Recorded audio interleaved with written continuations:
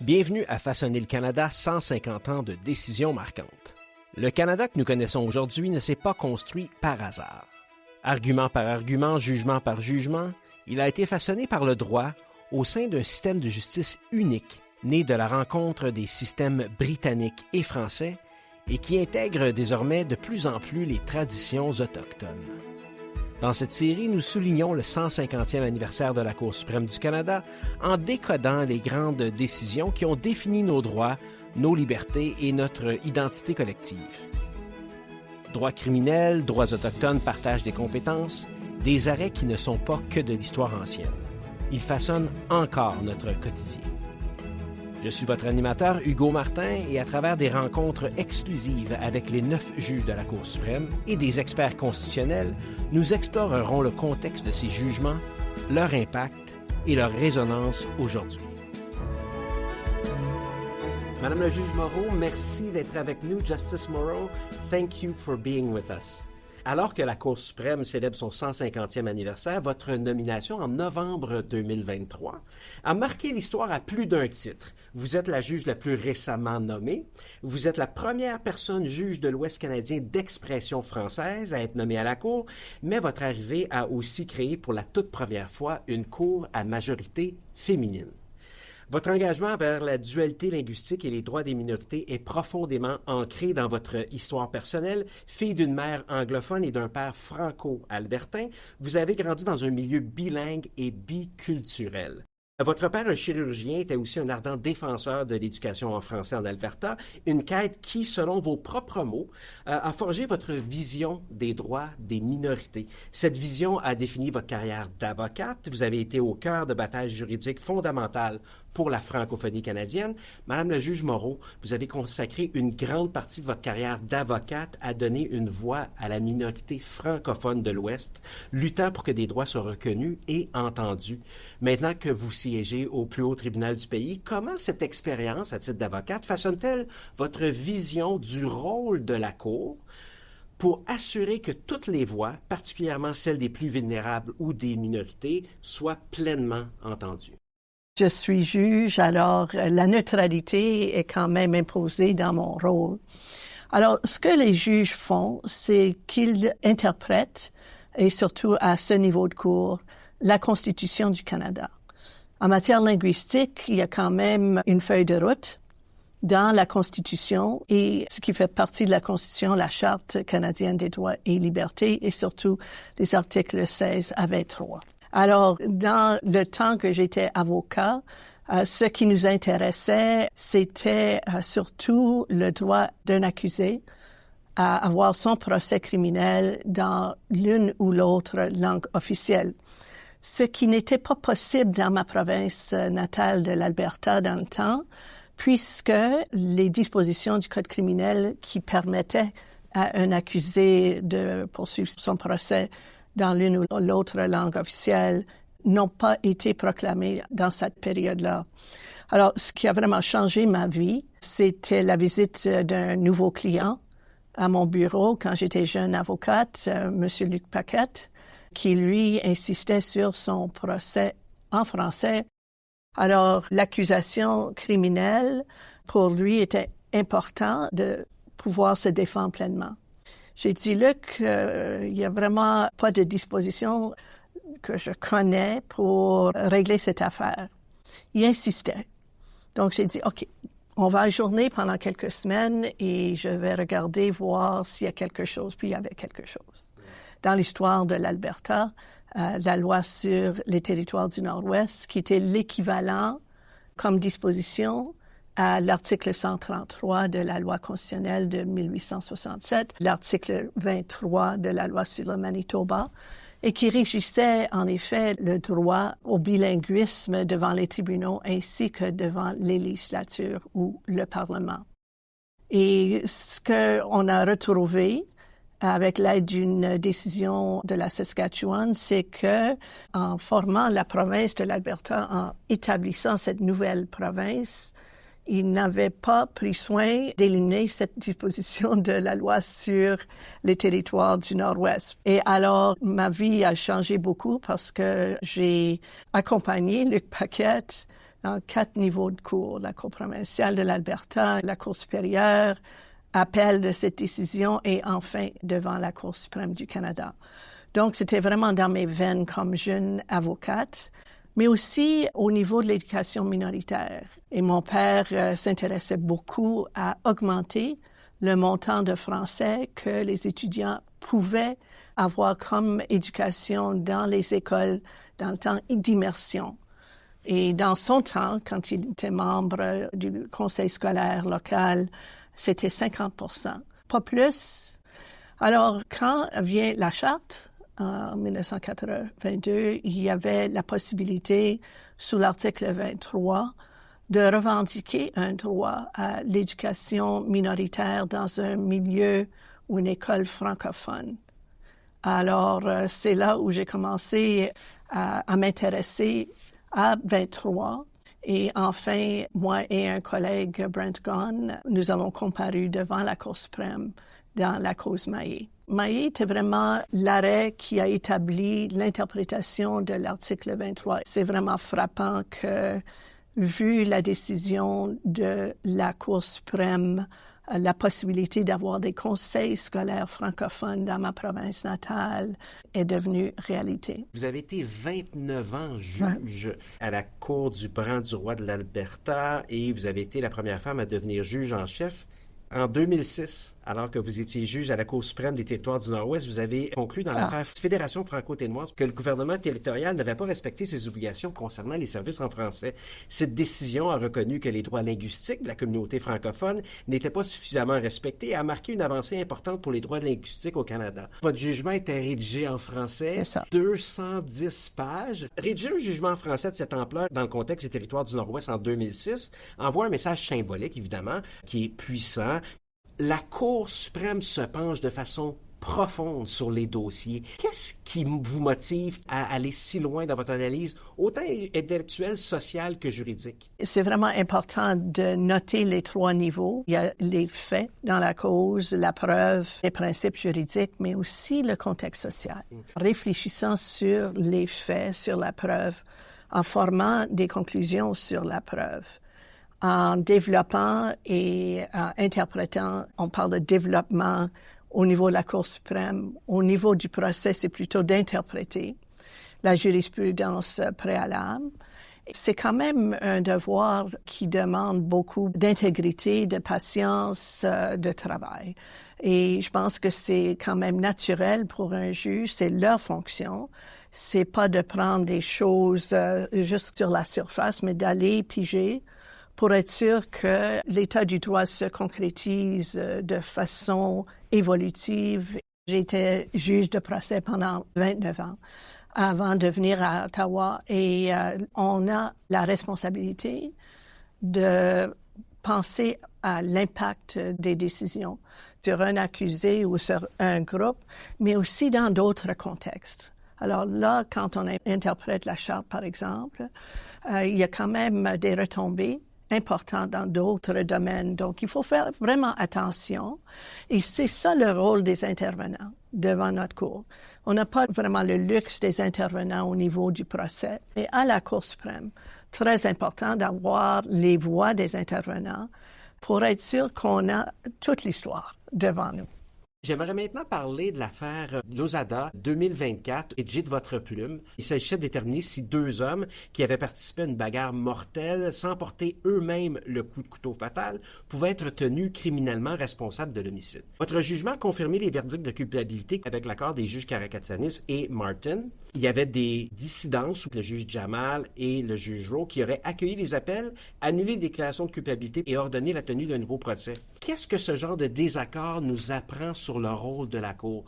C'est quand même le rôle de la Cour de trancher des questions difficiles, des questions qui ont des régions grises et d'évaluer ces questions qui sont moins claires et d'essayer de les déchiffrer. Donc, il y a des différences d'avis, d'opinion sur la jurisprudence préalable. Des fois, il y a quand même une différence d'opinion sur l'interprétation des lois, des règlements et de la charte. Tout ce qui englobe cette discussion, pour moi, est très sain. parce que ça mène quand même à l'évolution de certains principes. On a parlé du contexte social, par exemple. Alors, dans un contexte social qui évolue, je parle pas nécessairement de cette cause, mais je pense que il n'y a pas lieu d'être inquiet au sujet de la manque d'unanimité de la Cour. C'est une Cour qui reconnaît l'évolution des principes juridiques, même de la Constitution. Pourquoi il y avait seulement que 5 juges qui entendaient ce dossier-là? Il n'y a pas besoin d'avoir autorisation d'appel quand il y a dans un contexte criminel une dissidence. Dans cette cause-là, il y avait une dissidence, donc il y avait une voie directe à la Cour. Dans ce contexte-là, le rôle de la Cour, c'est plutôt de corriger, plutôt que de créer des nouveaux principes de droit.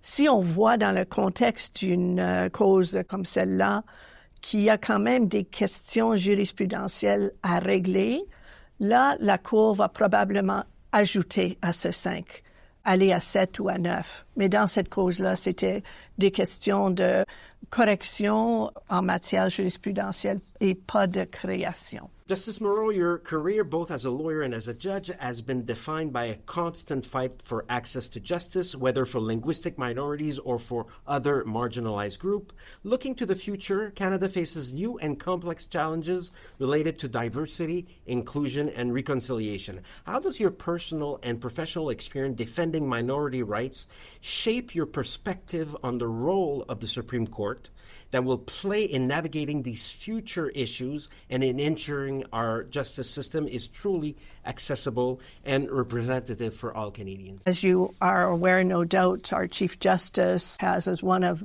the major planks in his philosophy, and I think it's probably the central one, for this court and the courts of Canada of access to justice. And access to justice means opening the doors of the courts to a diversity of judges. And within our court, as you know, there is a diversity of judges. We have, very importantly, the presence of Indigenous member of our court. We all come from different environments, some academic. For myself, a trial judge as opposed to an appellate judge. We have those who've gone to the appellate court directly or an appellate court directly from practice, and one, Justice Cote, even from practice directly to our court. So that mix of people with different practice or professional experiences is really important in terms of making sure that all bases are covered when we're thinking about access to justice. So my own experience in dealing with minority rights, I think, keeps my eyes open to certain dangers that might exist if one does not have a viewpoint that is always thinking in terms of access to justice. And as a Chief Justice of my court in Alberta, Court of Queen's Bench, now King's Bench of Alberta, that was a particular concern of mine. And how you gain access to justice, of course, is through communication with the public that it's effective. And often that means the media, which, of course, it's the voice of the public. Mm-hmm. And so opening those doors, which our Chief Justice has done very much so in our court, I was attempting to do at my court level as well. Regardons 150 ans en arrière. Qu'est-ce qui forme la Cour qui a façonné le Canada et qui aura un impact encore futur? Je pourrais aller longtemps là-dessus, mais j'hésite sur quelques décisions, en droit constitutionnel surtout, mais pas limité au droit constitutionnel. Et je pense qu'un arrêt vraiment important dans notre histoire, c'est l'arrêt Vrind contre l'Alberta. Et donc, c'était l'omission de la part du législateur d'inclure l'orientation sexuelle dans la loi provinciale qui était Individual Rights Protection Act de l'Alberta. Donc, la Cour suprême avait à trancher cette question. Et la Cour a reconnu que la loi créait une distinction, non seulement entre les groupes homosexuels et les autres groupes qui étaient défavorisés, mais ces autres groupes-là figuraient dans la loi. Donc, il y avait discrimination qui était prohibée sur la base de la race, de la croyance religieuse, couleur, sexe, lieu d'origine, mais pas orientation sexuelle. Et aussi la distinction entre les individus hétérosexuels et homosexuels. Alors, la Cour a conclu que cette distinction créait la discrimination et c'était sur la base d'une caractéristique personnelle analogue à celle dont je viens d'énumérer à l'article 15 de la Charte. Ce qui est intéressant dans cette cause aussi, c'est qu'ils ont inclus dans la loi, par la voie de la décision de la Cour, l'orientation sexuelle parmi les autres bases de discrimination. Donc, réparation tout à fait accomplie. Si on lit en première instance, Vreen, c'était un dossier qui s'en allait directement Oui. à la Cour suprême. Oui. La façon que le juge de première instance, de façon très habile, a rendu sa décision en disant, ben là, il y a un trou, il y a un problème, ça doit être réglé. C'est très intéressant, Vreen, mais j'avais pensé que ça aurait été un de vos go-to, si on peut dire. Oui. J'aurais pensé Beaulac, Mercure. Oui. Il y a peut-être des choses soit linguistiques, soit criminelles que vous voudriez partager. Bien, au droit criminel, je pense qu'il y a un arrêt qui est peut-être négligé dans le recueil de tous ces arrêts importants. C'est l'arrêt Stinchcombe. Ce qui est intéressant dans cette cause, c'est que la Cour a reconnu que la communication initiale de la preuve, c'est d'une importance fondamentale pour l'accusé, pour qu'il puisse avoir accès à une défense pleine et entière selon l'article 7 de la Charte. Donc, la Cour a prescrit dans l'arrêt en 1991 que la poursuite, dans tous les cas, a l'obligation de divulguer à la défense tous les renseignements pertinents à l'accusation qu'elle entend produire et même si elle n'entend pas les produire. Donc, divulgation est le fondement de toutes les procédures criminelles. Ça fait une grande différence. Pour nos auditeurs, la communication de la preuve, c'est le fardeau que l'État a de tout, finalement, divulguer, de tout donner. Oui. Qui aurait une pertinence possible. Qu'il l'entend utiliser ou non au procès. Oui. Si je peux continuer en matière des droits autochtones, je parlais d'arrêts qui sont plus anciens. Mais un arrêt qui est pour moi important date depuis seulement 2024.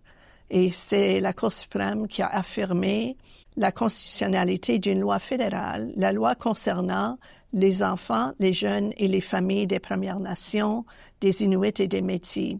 Et cette décision est dite que les Premières Nations, les Inuits et les Métis ont le droit de diriger leur propre service à l'enfance et à la famille. Et la Cour a noté quand même l'importance de la Déclaration des Nations unies sur les droits des peuples autochtones, qui est devenue partie intégrante de la loi du Canada, et a déclaré que cette loi fédérale protégeait le bien-être des enfants, des jeunes, des familles autochtones, et promouvait la fourniture des services culturellement adaptés à l'enfance et à la famille.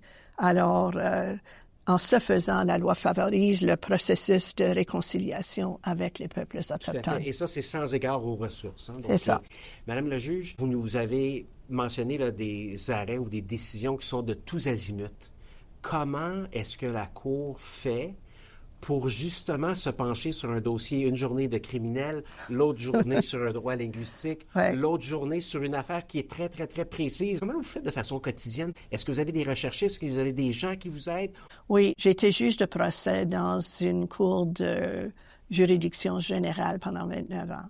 C'était comme ça que je passais mes journées. C'était d'aller d'une sorte de cause à une autre, cause criminelle, cause avec jury, requête en matière de droit administratif. Alors, je pense que non pas seulement j'avais l'habitude, mais j'avais le goût aussi. J'aime bien la variété. Je l'adore, franchement. Et je trouve que c'est bon d'avoir ce menu de causes différentes. Dans le contexte de nos journées, oui, on a beaucoup d'aide. J'ai 3 auxiliaires qui sont formés en droit, qui sont vraiment d'une excellence que je ne peux pas décrire. Je rédige, mais j'ai l'aide avec la recherche de ces auxiliaires. Donc, je peux me pencher sur d'autres choses lorsqu'ils font le travail de recherche. On a aussi quand même les collègues et les discussions après les audiences, immédiatement après, où on peut partager les avis de façon informelle pour voir où va la majorité, si c'est un jugement qui va peut-être être unanime. Donc, je pense que le support ou l'appui que ça nous donne, pour moi, d'être une de 9 est différent. Je faisais tout seul, ma job. Avant, j'aime bien avoir la collégialité qui m'entoure. Madame la juge Moreau, Justice Moreau, merci beaucoup Merci. d'avoir partagé votre expérience avec nous. Thank you for sharing your experience with us. Merci beaucoup. Merci. Merci d'avoir été des nôtres pour cet épisode de Façonner le Canada, 150 ans de décisions marquantes. Comme nous l'avons vu aujourd'hui, le droit n'est pas statique, il est vivant. Chaque décision de la Cour suprême ajoute une pierre à l'édifice de notre société. Pour consulter les arrêts discutés et en savoir plus sur nos invités, rendez-vous sur façonnerlecanada.ca et parcourez les notes de l'épisode. Abonnez-vous sur votre plateforme de balado préférée pour ne rien manquer de cette série soulignant le 150e anniversaire de la Cour suprême du Canada. Merci à tous ceux et celles qui ont contribué à ce projet, notamment la Cour suprême du Canada, le très honorable Richard Wagner, juge en chef du Canada, les honorables Nicolas Casirer, Suzanne Côté, Andromaque Karakatsanis, Sheila Martin, Malcolm Rowe, Mahmoud Jamal, Michel Obonzawin, Mary Moreau, les professeurs Louise Langevin, Jocelyn Downey, Carrie Frock, Naomi Metallic, Karen Drake, Denis Nadeau, Félix Mathieu, Éric Labelle-Eastaff, Marcus Moore, Joel Bakken, Howie Kislowitz, Richard Moon et François Tanguy-Renaud. Merci aussi à Maître Michel Lebrun, Mesdames Sandrine Raymond, Laurence Laperrière, Laurence Thériault, M. Peter Warren et la productrice Madame Constance Saint-Pierre. Ce projet a été rendu possible grâce au gouvernement du Canada. Ici Hugo Martin et je vous dis à la prochaine.